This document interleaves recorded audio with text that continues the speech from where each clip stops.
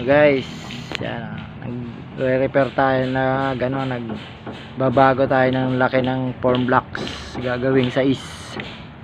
Yan, galing sa D4 a-adjust ng size, baklas kabit yan guys, then putol pa ng pangdugtong para maging size siya. Ayan, ilalagay yan doon sa ibabaw na yon ang trusses natin para sa capping. Hanggang dyan yan.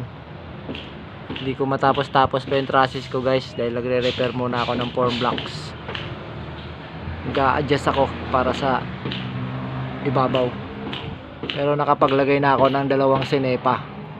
A-adjust din ng scaffolding para tuloy-tuloy na tayo dito sa kabilang ito. Ayan.